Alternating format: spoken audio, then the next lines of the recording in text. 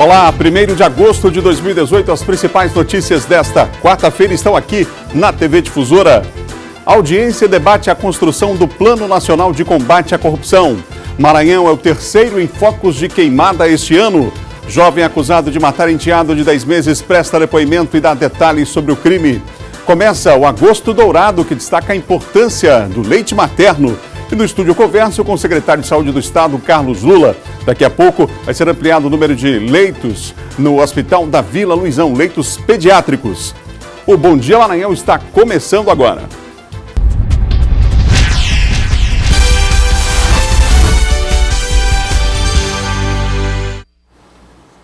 São 7 horas e mais 1 minuto. Um ótimo dia para você que nos acompanha em todo o estado aqui pela TV Difusora. Estamos começando mais um Bom Dia Maranhão. Um ótimo dia para o senhor, para a senhora que nos acompanha nesse momento aí, já no trabalho. O pessoal que já está no trabalho vai chegando, vai ficando informado aí, você vai ficando atualizado com as principais informações do dia. Você ligado aqui na TV Difusora.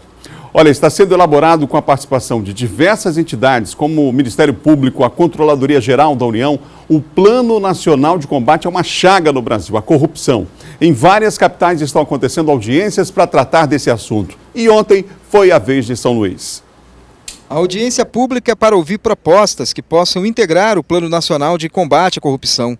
Estratégia criada há 15 anos por uma rede que atualmente abrange 90 órgãos dos poderes Executivo, Legislativo e Judiciário.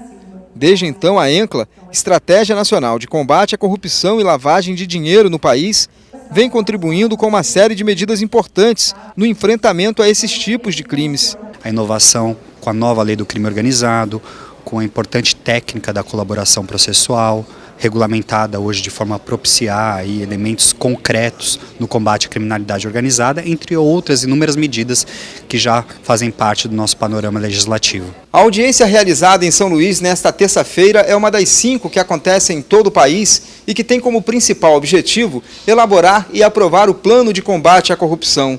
Para isso, o grupo quer ouvir as sugestões que possam fazer parte do plano, especialmente as contribuições vindas da sociedade civil. A discussão não se dá apenas na Casa Legislativa, onde é a edição da nota normativa. A discussão ocorre na sociedade. É aquele cidadão que vê que a merenda não está boa, que o transporte das crianças para a escola não é regular, que identifica a má gestão dos recursos públicos, né? O combate à corrupção, ele não perpassa apenas pelo Poder Judiciário, Legislativo, é a comunidade. O número de representantes da sociedade civil foi pequeno na audiência.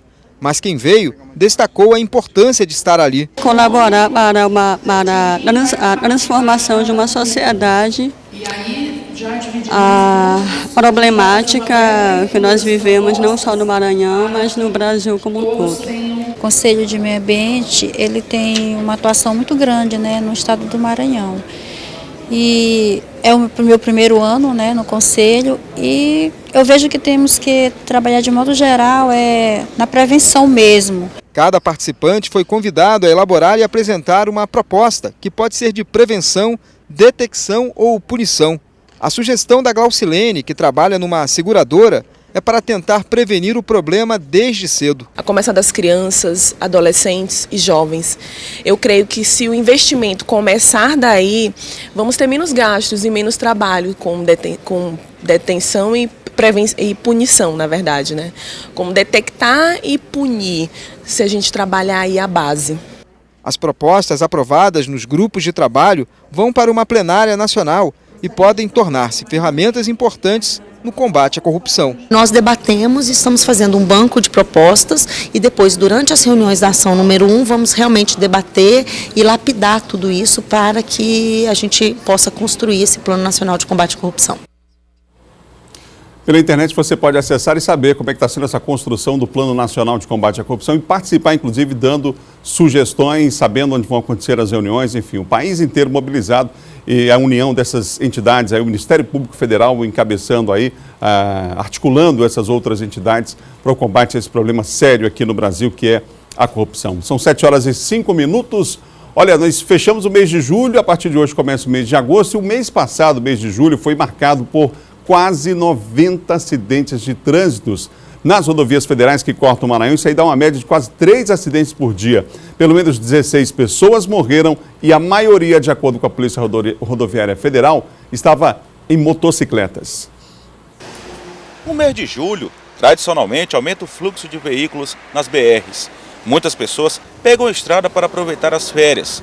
Aumenta a quantidade de carros e motos e cresce proporcionalmente a imprudência.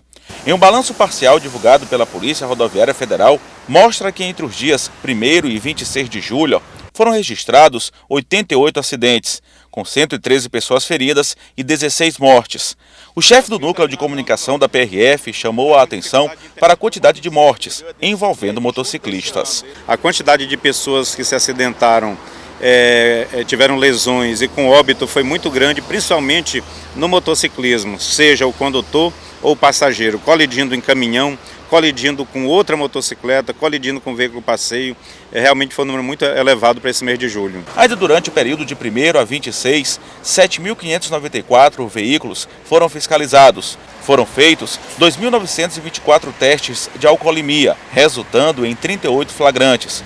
Outras 23 pessoas foram detidas pela prática de algum crime. 20 veículos apreendidos e 5.107 multas aplicadas, entre crianças sendo transportadas sem o uso da cadeirinha, dirigir utilizando o celular, sem cinto de segurança e ultrapassagens indevidas. O período chuvoso terminou em boa parte do estado, o sol começou a brilhar e as chuvas deixaram de ser a causa principal dos acidentes em boa parte dos municípios maranhenses. Segundo o coordenador da campanha SOS Vida pela Paz no Trânsito, 90% dos acidentes são ocasionados por imprudência dos condutores. É preciso investir em educação para se conquistar números mais positivos no trânsito. É preciso investir nos pilares que levam ao trânsito seguro, em educação para o trânsito, em fiscalização rigorosa com punição e também na questão da infraestrutura, que é importante, uma boa sinalização, uma boa pavimentação, um bom traçado das vias. Tem que haver investimento nesse sentido das autoridades em todos os níveis, federal, estadual e municipal, de maneira que essa realidade mude.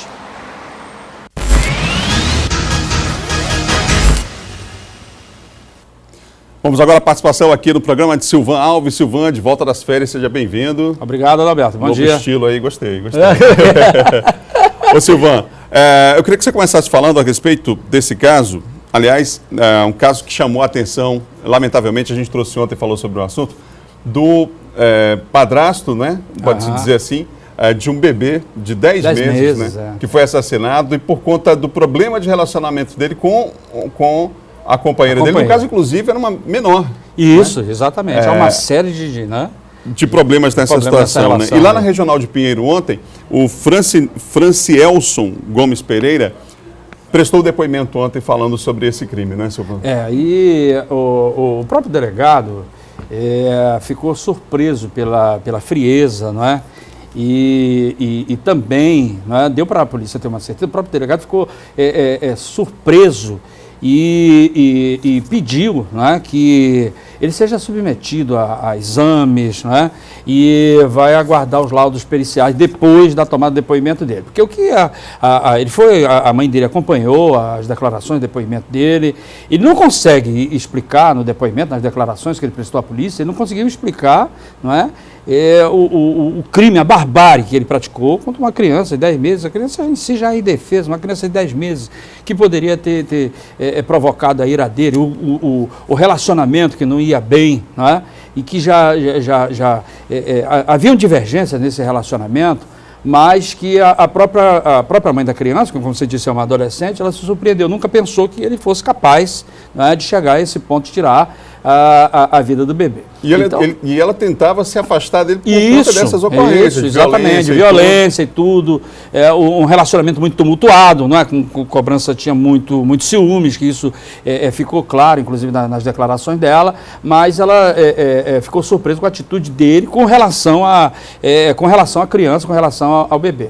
A mãe dele diz que ele teria algum tipo de distúrbio, mas o delegado, pelo andamento do depoimento, as declarações que ele prestou, ele diz que ele é uma pessoa absolutamente normal, não aparenta, né, qualquer tipo de transtorno. Mas, de qualquer forma, ele vai tomar todos os procedimentos para que ele seja examinado, para que sejam formatados os laudos, para que ele possa concluir o inquérito e enviar à justiça. Ele permanece preso, né? À disposição da justiça, e o delegado deve concluir isso aí nos próximos 10 dias. Silvão, vamos falar sobre o caso de extorsão. A polícia está investigando aí esse caso de pessoas que se passavam por policiais, mas as investigações já apontam que há sim a possibilidade de algum policial envolvido nesse caso. Explica para nós o que aconteceu ontem. Olha, na verdade, o José Arnaldo, ele já é bastante conhecido, já teve preso outras vezes, né? E ele, juntamente com policiais civis e policiais militares, eles iam em determinados bairros, principalmente ali na região da zona rural, e se apresentavam como policiais civis. O Fernando, por exemplo, ele tinha, o Francisco, né? Ele tinha, por exemplo, o hábito de se identificar como policial civil. Né? E aí eles, você está irregular, isso é jogo clandestino e tal, é contravenção. E aí tiravam o dinheiro da máquina, do dia, da movimentação, e começavam a extorquir. Tanto é que todos os meses, que teve uma das vítimas que filmou, eles indo lá para receber o dinheiro correspondente à extorsão. E o que chamou a atenção é que eles, mesmo não sendo policial, esse é o José Arnaldo, eles... O outro é o Luiz Antônio. É o Luiz Antônio. Eles, mesmo não sendo policiais, eles ainda tinham a audácia de mandar as vítimas irem para a delegacia. Diz, olha, você procura a delegacia tal, que o dinheiro apreendido foi tudo para lá e tal, você vai receber lá, a pessoa chegava lá e o delegado não tinha nem conhecimento. Isso foi também chamando a atenção da polícia, que acabou armando essa operação, montando essa operação, que resultou na prisão dos dois e ainda a investigação, né, do envolvimento de policiais. Da outra vez, quando o Zé Arnaldo foi preso, ele estava em companhia de 2 policiais militares, né? Quando ele também se passava por policial, fazendo praticamente esses mesmos métodos de praticar extorsão contra determinadas pessoas que eram abordadas enquanto eles se passavam por policiais em exercício da profissão. Então, pelo jeito, tem mais gente envolvida. Tem mais gente envolvida, a polícia, o delegado já não tem mais dúvida disso, né? E já começou a investigar para reunir provas, inclusive chamando essas pessoas que automaticamente vão fazer reconhecimento, essas imagens que foram gravadas, servirão para identificar esses policiais civis e militares que provavelmente estariam envolvidos também nesse tipo de crime de extorsão. Obrigado, Silvão. Um ótimo dia para você. Ok, bom dia, Adalberto. Bom dia a todos. Silvão Alves, são 7h13. Silvão que participa conosco aqui da programação, você já sabe, do Bandeira 2, que começa cedinho, logo às 6 horas da manhã, e participa conosco aqui do nosso Bom Dia. Nós vamos agora à Imperatriz, informações da região Tocantina, com Luiz Carlos Lima. Bom dia, Luiz. Bom dia, Adalberto. Bom dia a todos. Olha, o IBGE registra crescimento do número de empresas em Imperatriz nos últimos anos. Destaque para os pequenos e médios empreendimentos. O IBGE, Instituto Brasileiro de Geografia e Estatística, publicou dados onde mostra a evolução desde o ano de 2002 do Produto Interno Bruto imperatrizense. Imperatriz apresenta uma vantagem, uma grande cidade cortada por uma rodovia, a BR-010, local caracterizado como ponto de encontro para bons negócios. Para ter uma ideia, em 2017 foram mais de 1.400 empresas instaladas na segunda maior cidade do Maranhão. E não só isso, a cidade se tornou polo educacional e também da saúde. Devido ao potencial econômico que tem a região Tocantina, então as empresas gostam de ganhar dinheiro.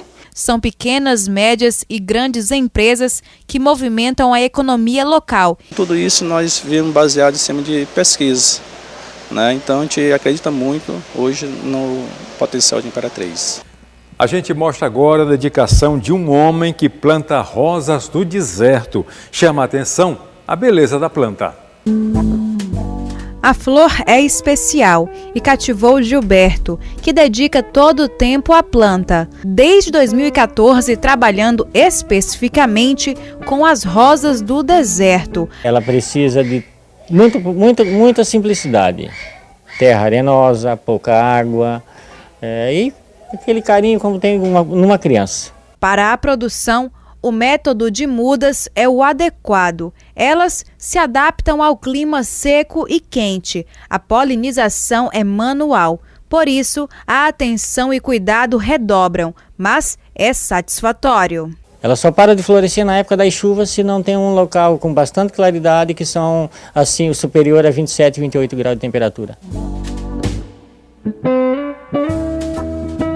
Por hoje é só, Adalberto, a gente volta com você aí no estúdio.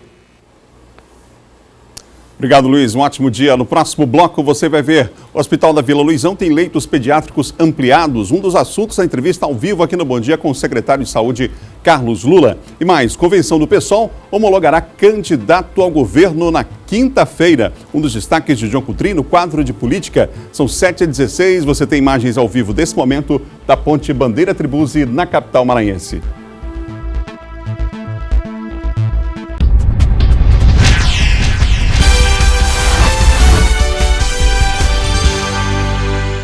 Sete horas e 19 minutos, estamos de volta com o Bom Dia Maranhão ao vivo para todo o estado. Aqui no estúdio eu recebo o secretário de Saúde do estado, Carlos Lula. Secretário, bom dia. Bom dia. Secretário, daqui a pouco o hospital lá da Vila Luizão, que é o Dr. Adelson de Souza Lopes, vai ter ampliado os leitos pediátricos. Eu queria que o senhor falasse sobre a importância dessa entrega daqui a pouco. Na verdade, a gente amplia o número de leitos do hospital da Vila Luizão. A gente vai tornar, na verdade, o hospital referência de pediatria para o estado inteiro. A pediatria ainda é muito dependente de São Luís, diferente das outras áreas, onde a gente já conseguiu melhorar muito o atendimento regional, mas a pediatria, para as atividades de alta complexidade, ela acaba por depender basicamente de São Luís. Então a gente sabe a situação difícil do Hospital da Criança, então a gente aumenta o número de leitos, isso vai permitir inclusive desafogar a situação do Hospital da Criança. Então a gente sai de 10 para 31 leitos. O Hospital da Vila Luizão agora ele é totalmente reformado e passa a ser referência no atendimento de pediatria para o estado inteiro. Qual é a equipe técnica que vai dar assistência a esses leitos? Então a gente tem o aumento da equipe, por consequência disso, a gente vai aumentar o número de médicos pediatras que vão cuidar dessas crianças. A gente sai, na verdade, Adalberto, de 210 leitos que a gente tinha em 2015 para mais de 300 leitos agora no final de 2018. Então a gente aumenta em mais de 50% o número de leitos pediátricos de responsabilidade do estado, porque a gente precisava de fato cuidar de nossas crianças e cuidar do que é mais sensível. A gente acabou de inaugurar uma UTI pediátrica, né? Uma das poucas que existe no Nordeste, só cardiológica para as nossas crianças, e agora aumenta o número de leitos. Consequentemente, na semana que vem a gente vai abrir junto com a Prefeitura de São Luís já a primeira parte do Hospital da Criança, de modo que a gente vai ter um número de leitos melhor e vai ter um melhor atendimento às nossas crianças no estado como um todo. Nesse mesmo hospital da Vila Luizão, nos finais de semana vai ser possível o atendimento ambulatorial? Está sendo ampliado também? A gente também está ampliando o atendimento ambulatorial. O que acontece? A gente via que hoje as pessoas, às vezes elas não têm tempo durante a semana de conseguir ir ao médico, de conseguir marcar. Às vezes ela tem trabalho a semana inteira e não consegue levar seu filho, não consegue ela mesma se cuidar, procurar um médico para se prevenir das doenças. Então o que nós fizemos? A gente fez um teste lá no Pan Diamante para as mães e para as crianças. A gente teve um número muito maior, a gente está tendo 7.000 atendimentos nos fins de semana lá no Pan Diamante, mesmo sem fazer propaganda, mesmo as pessoas acabam sabendo. Então a gente vai abrir agora na Vila Luizão também, aos sábados, o centro ambulatorial que funciona do lado do Hospital da Vila Luizão, ele também vai passar a funcionar. Então as pessoas vão poder agora, aos sábados, também ter atendimento médico. O atendimento, a atenção básica, ele é fundamental. O senhor já deu outras entrevistas aqui falando sobre, inclusive, um problema sério que existe aqui no estado, de uma inversão, digamos assim, no investimento ou na aplicação de políticas públicas nessa área. E a atenção básica foi deixada durante muito tempo de lado, não é? Há uma expectativa de melhora nesse setor, inclusive aqui na capital, a partir de agora, desse mês de agosto, secretário? Isso é importante a gente dizer. O nosso programa Mais Saúde, a gente identificou, indo de bairro a bairro, fazendo isso nas escolas no fim de semana, há necessidade de ampliar nossas equipes da atenção primária, juntamente com a Prefeitura. E o que a gente vai fazer agora, começando também pela Vila Luizão. Na verdade, a gente está levando várias ações para o bairro. A gente vai levar agora o Mais Saúde de casa em casa. A gente vai ter atendimento médico, né, com equipes formadas multiprofissionais, mas que elas irão de casa em casa. Essa é diferente até do programa Saúde na Família, que às vezes quem vai ao agente comunitário de saúde e é referenciado por UBS, aqui não. Aqui a gente vai levar um médico na casa das pessoas, para tratar as pessoas acamadas, as pessoas que não têm condição de locomoção, as pessoas em difícil dificuldade. E essas pessoas serão atendidas por 20 equipes, né, que vão ficar aí durante pelo menos 45 dias na região da Vila Luizão para atender essas pessoas e também cuidar das crianças, cuidar da nossa campanha de sarampo e de pólio, que é uma necessidade premente. Infelizmente, a criança não vai no posto, mas os pais têm evitado de levar as crianças para se vacinar. É uma necessidade também, essas equipes também vão cuidar disso, de levar essas crianças para os postos de vacinação. Aliás, sobre isso, o próprio Ministério Público, na última sexta-feira, lançou uma campanha interessante no sentido de informar os pais e motivá-los, inclusive, a levar as crianças aos postos. Nós já divulgamos aqui no Bom Dia, na semana passada, uma lista de municípios que não alcançaram aquela meta dos 50%, mas eu acho que agora, com esse esforço coletivo, isso de fato vai acontecer em relação a essa vacinação específica para pólio e sarampo? Mas com certeza, a gente conseguiu atingir, por exemplo, a meta da influenza, mas como? Ligando para cada secretário, fazendo um esforço conjunto. A gente ficou em 6º lugar de vacinação no Brasil. Então a gente tem condição de estar como destaque positivo, não só como destaque negativo. Agora, a gente precisa se esforçar, precisa que os pais levem as crianças. Nesse caso, a criança não tem como ir sozinha no posto de saúde. Ela não tem como ir sozinha. Então, assim, tenha vacina. Isso é importante dizer. Tenha vacina. Não está faltando vacina. Então, não há motivo para a gente estar fugindo dessa responsabilidade de cuidar da saúde dessas crianças. Secretário, obrigado pela presença aqui na Difusora, a entrevista aqui no Bom Dia Maranhão. A gente que agradece. São 7h25. O Ministério da Saúde lança hoje em todo o país a campanha de aleitamento materno. O Agosto Dourado é uma forma de chamar a atenção para a importância desse alimento extremamente rico e fundamental para o desenvolvimento das crianças, principalmente nos primeiros meses de vida. A Ingrid é mãe do Samuel, de 8 meses, que já começou a descobrir outros sabores. Além de algumas frutas e verduras, o leite materno continua sendo a principal fonte de nutrientes da criança. Mesmo com a introdução alimentar, ele mama após as refeições. Então tem um intervalo, ele almoçou, ele tomou café, fez um lanchinho. Logo em seguida ele toma banho, passa um tempinho e ele já pede para mamar de novo. E às vezes no decorrer do dia também. Durante os primeiros meses de vida não há nada mais saudável para o bebê que o leite materno. Para a mãe, a amamentação também traz inúmeros benefícios. O aleitamento materno, ele já beneficia o binômio mãe e filho. A mãe que amamenta, ela vai ter uma contração uterina mais intensificada e com isso o útero voltará ao tamanho normal com mais rapidez. Naturalmente, essa volta mais rápida leva a uma diminuição de sangramento, de hemorragia. Segundo dados de 2017 da Organização Mundial de Saúde, apenas 38% das crianças são alimentadas exclusivamente com leite materno até os 6 meses de vida e somente 32% continuam sendo amamentadas até os 2 anos. Como forma de ampliar essas estatísticas, é que o Ministério da Saúde desenvolve de 1º a 7 de agosto a Semana de Amamentação, que nesse ano será focada na importância do leite materno no desenvolvimento infantil. O risco de mortalidade por diarreia ou outras infecções aumenta significativamente em crianças que foram parcialmente amamentadas ou que sequer chegaram a receber o leite materno, que também previne outras doenças, como as alergias, a anemia e também as infecções respiratórias. Todos os germes que a mãe manteve contato, algumas doenças, o seu organismo criou anticorpos. Esses anticorpos são passados e a criança, através do leite materno, se beneficia melhorando suas condições de resistência às doenças. No aspecto emocional, a criança, ela no aconchego do seio materno, ela encontra um equilíbrio emocional muito grande. E isso vai refletir na idade adulta. A Ingrid é consciente que com o leite materno, o filho estará protegido das complicações mais sérias de saúde. Os desafios são grandes, a amamentação não é uma coisa fácil. Eu mesma enfrentei alguns problemas no começo da amamentação. Mas é algo que vale a pena você insistir um pouquinho, porque a gente sabe que tem um reflexo muito grande na vida do bebê. Vamos falar sobre política com o John Coutrin?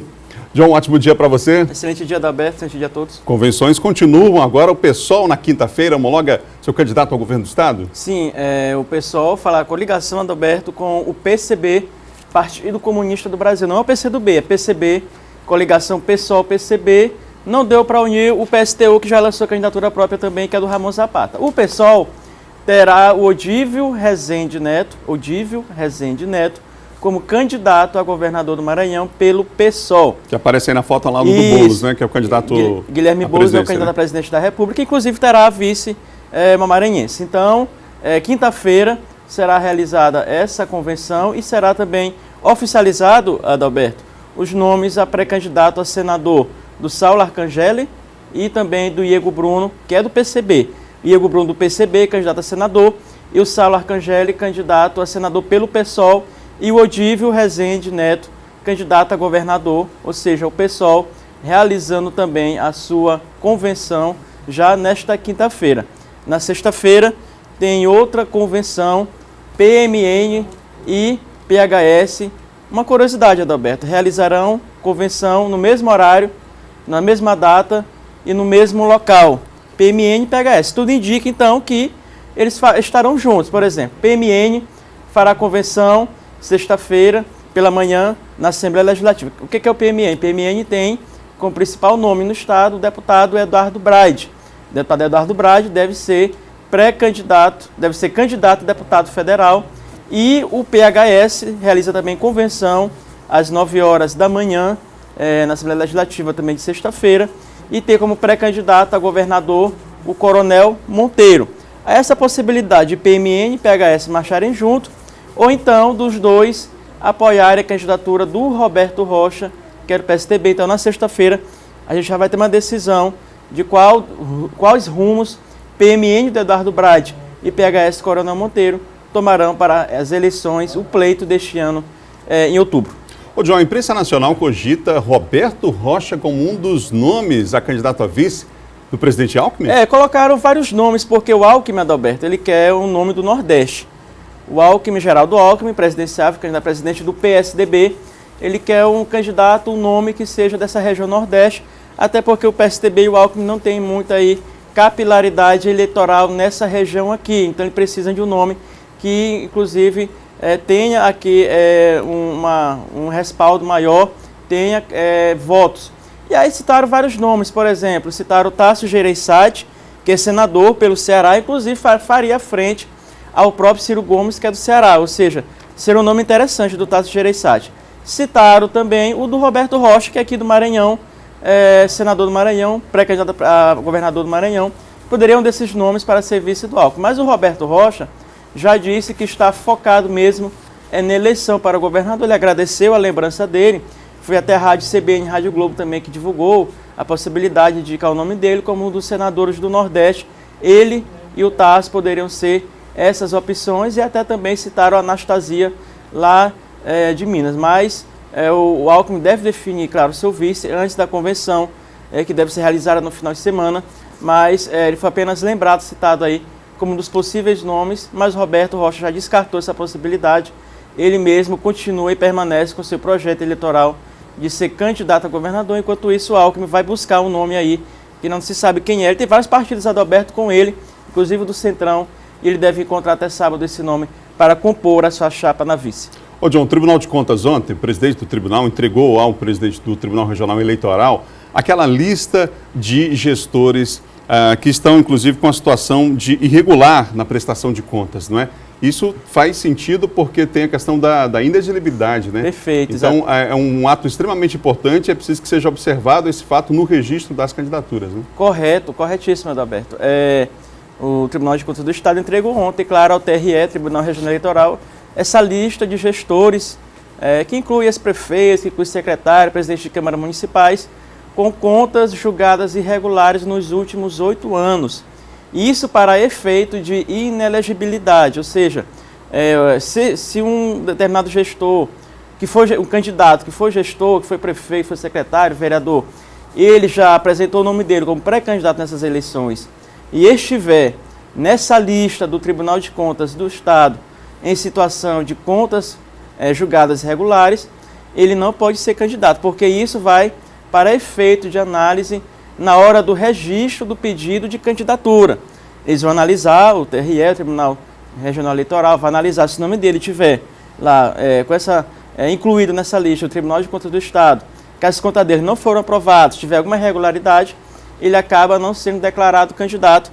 E nós vamos até observar essa lista, ver os nomes, né, fazer ali um crivo decantar esses nomes para saber quem são eles e trazer aqui também no Bom Dia Maranhão, citá-los, esses nomes de ex-prefeitos aí, políticos, gestores, incluídos nessa lista. Para encerrar, o ex-presidente José Sarney prefere que o MDB não tenha candidato à presidência da República? Isso, Adalberto. Hoje a convenção do MDB Nacional, realizada em Brasília, e claro, o senador José Sarney, como um dos caciques, estará presente na convenção nacional do MDB. É claro que o MDB tem pré-candidato a presidente da República, que é o Henrique Meirelles, que além de ministro de Temer, também foi ministro do ex-presidente Lula, mas o senador José Sarney, ex-senador José Sarney, avalia que o melhor caminho para o MDB, que é o partido dele, não é ter candidato próprio, não é ter o Henrique Meirelles, que hoje pontua com 2% nas pesquisas, mas fazer coligação com outro partido. Há uma avaliação, inclusive, Adalberto, de que é necessária uma candidatura do MDB até para não colar a imagem do Temer e do MDB no Alckmin, porque o PSDB fez parte do governo Temer, inclusive com vários ministérios, 6 ministérios. E aí seria uma estratégia de desvincular o nome do Alckmin, do próprio MDB, do próprio Temer. E aqui no Maranhão não é diferente também, o próprio Sarney também não quer muita vinculação com o MDB nem com o Temer, porque aqui é uma rejeição muito grande ao Temer, e ele tenta mesmo vincular a imagem dele ao Lula, só que o Lula e o PT hoje apoiam o governador Flávio Dino aqui no Maranhão. Obrigado, John. Um ótimo dia para você. Obrigado, Alberto. Até amanhã. São 7h35. No próximo bloco, o Maranhão é o terceiro em focos de queimada este ano em todo o país, hein? E os destaques do esporte com Laércio Júnior, que acompanhou a apresentação do técnico do Sampaio Correia, o novo treinador do Tricolor. A gente volta já depois do intervalo.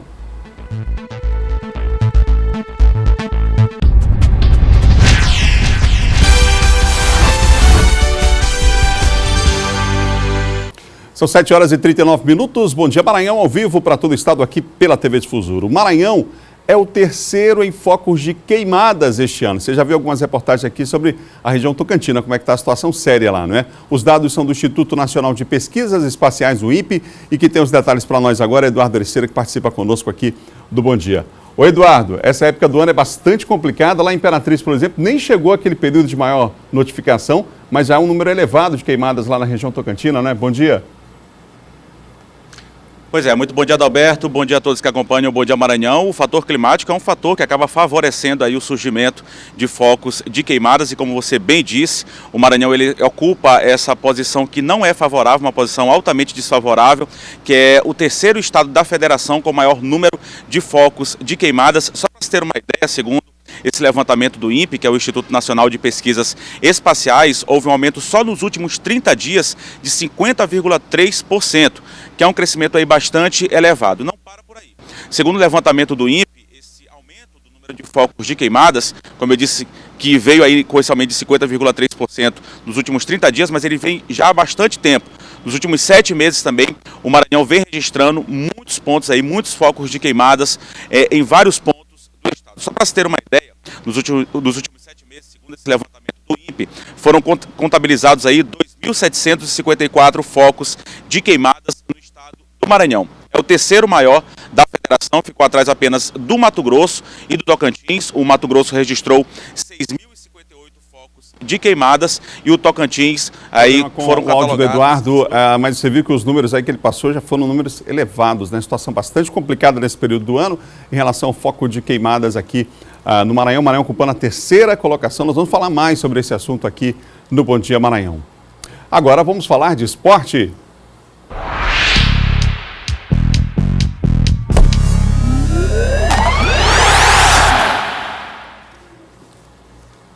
Laércio Júnior já está aqui do meu lado. Laércio, bom dia para você. Bom dia, Adalberto. Olá, Laércio, o novo treinador foi apresentado. Como é que está o clima lá na Bolívia, querida? O clima é o melhor possível, Adalberto Melo. Mudou o ânimo entre os jogadores, as opções que ele tem também, que são quase um time inteiro. 10 jogadores estarão à disposição do técnico Roberto Fonseca para esse jogo contra o Criciúma, entre contratados e entre jogadores que estão de volta depois de passarem um tempo no departamento médico ou cumprindo suspensão automática. Vamos acompanhar. Teve um atraso, o treinador era para ter sido apresentado pela manhã e já ter trabalhado à tarde. Só que um atraso, mais um, na aviação brasileira no que diz respeito aos voos que chegam na capital maranhense, acabou fazendo com que essa apresentação ocorresse só na tarde de ontem.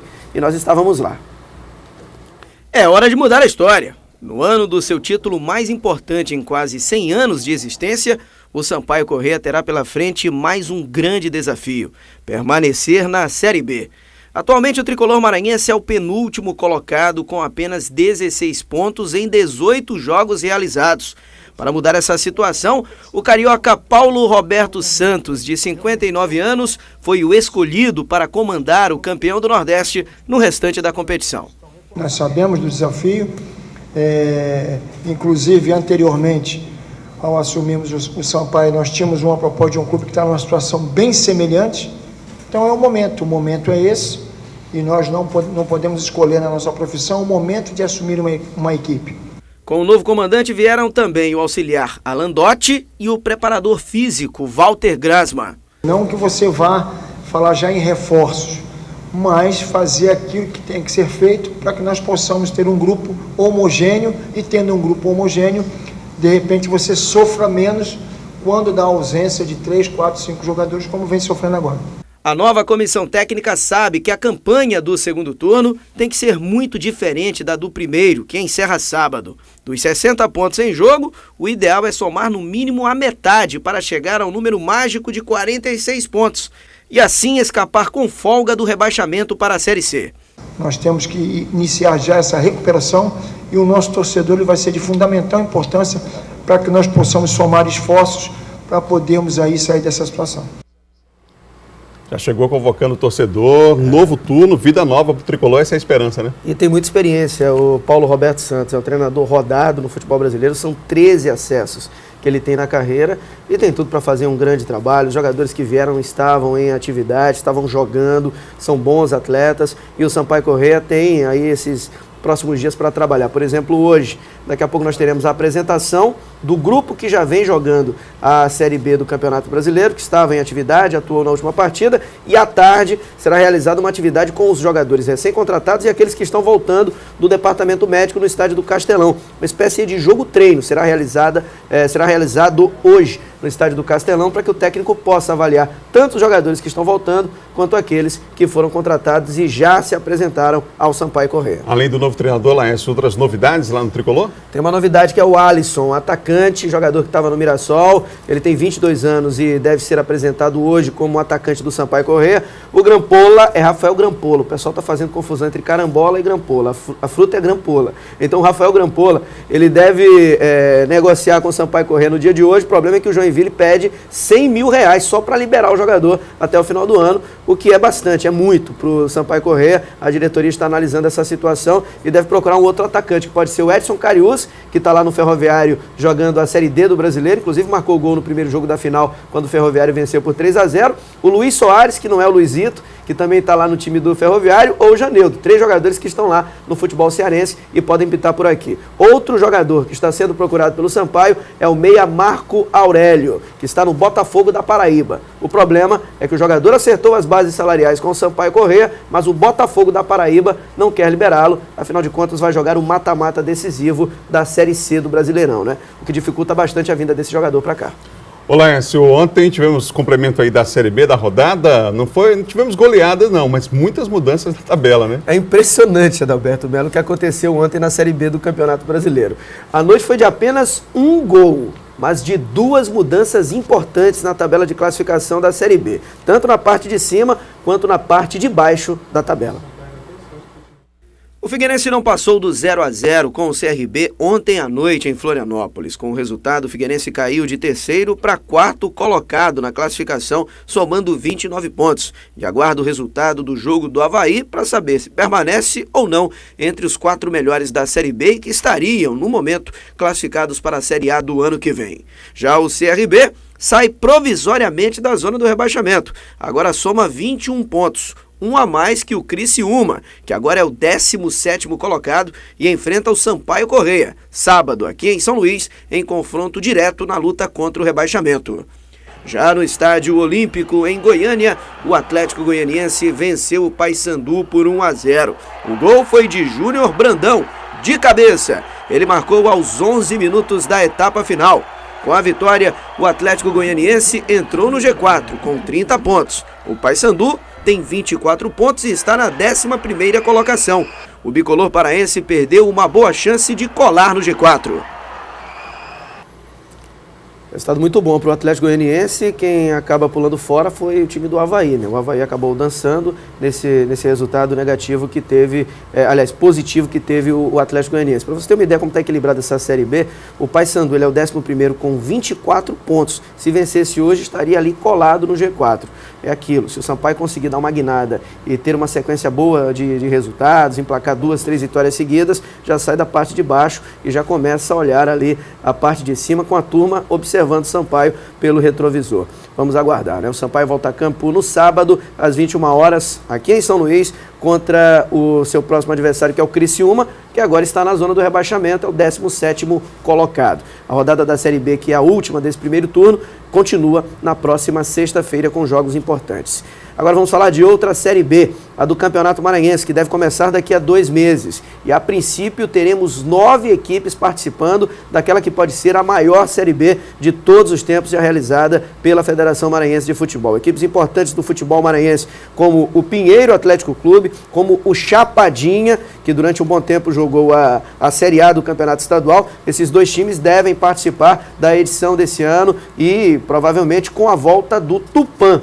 Os saudosos do futebol maranhense lembram do Tupã, que durante anos fez frente a Maranhão, a Sampaio e a Motoclube. O time está sendo reativado, já foi completamente regularizada a sua situação, está checando as pendências junto à CBF e pode pintar como novidade na temporada de 2018, na Série B, que começa daqui a 2 meses. E essa Série B, ela vale vaga para um seletivo, que ainda acontece esse ano, onde o campeão e o vice irão disputar uma vaga na Série D de 2019.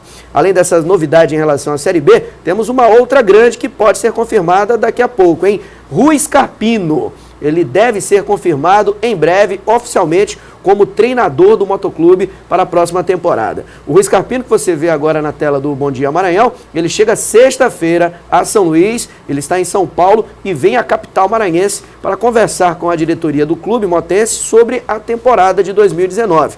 As negociações estão adiantadas e a tendência é que logo na sexta-feira o acerto seja confirmado e o Rui Scarpino reassuma o Moto. É bom lembrar que ele comandou o Motoclube no último título estadual e comandou o Motoclube também no acesso da Série D para a Série C no ano de 2016. Um treinador que já foi goleiro do Moto, é bastante identificado e pode mudar esse panorama. Lembrando que o Moto no ano que vem joga, além do Campeonato Estadual, a Copa do Nordeste como campeão maranhense, a Copa do Brasil e tem a missão na Série D de tentar voltar à Série C. Adalberto Melo. Obrigado, Lécio. Boa quarta-feira para você. Um abraço, boa para nós. São 7h49. Olha, a cidade de Caxias está em festa, comemora hoje 195 anos de adesão à independência. É isso mesmo, uma vasta programação se estende até domingo, vai marcar a data. Caxias vai comemorar mais um aniversário neste 1º de agosto. São 195 anos de adesão à independência do Brasil. Uma programação oficial foi anunciada no site da Prefeitura para celebrar a data histórica.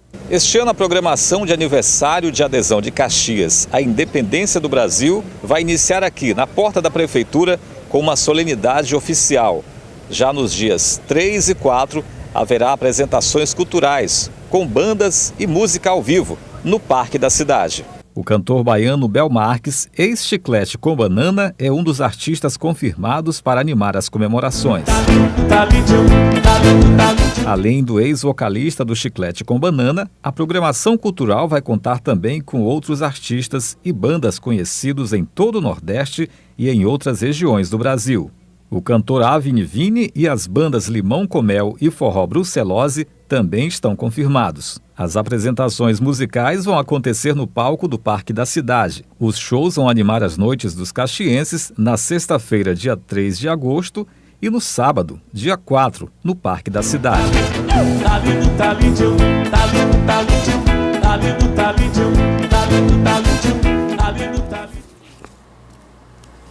Legal, lembrando que na sexta-feira, um dia muito especial para o Sistema Difusora de Comunicação lá em Caxias. Programação toda especial, desde o horário da manhã, com a rádio fazendo flashes ao vivo, fazendo programação, na verdade, inteira, programas inteiros feitos ao vivo. Enfim, a programação é extensa lá no Memorial da Balaiada. vai ser o foco principal, né? E durante todo o dia também a televisão nossa Sinal Verde lá em Caxias também com a programação toda especial. Um abraço aos amigos aí em Caxias, parabéns pela data de hoje. A festa continua, como eu falei, até o final de semana com várias atrações. Amanhã a gente se encontra às 7 horas da manhã no Bom Dia Maranhão. Outras notícias no portal MA10. Até amanhã. Tchau, tchau. Minha terra tem palmeiras onde canta o sabiá. As aves que aqui gorjeiam não gorjeiam como lá. Nesse canto que eu canto, canto com alegria. Canto pra você, princesa, canto pra você, Caxias.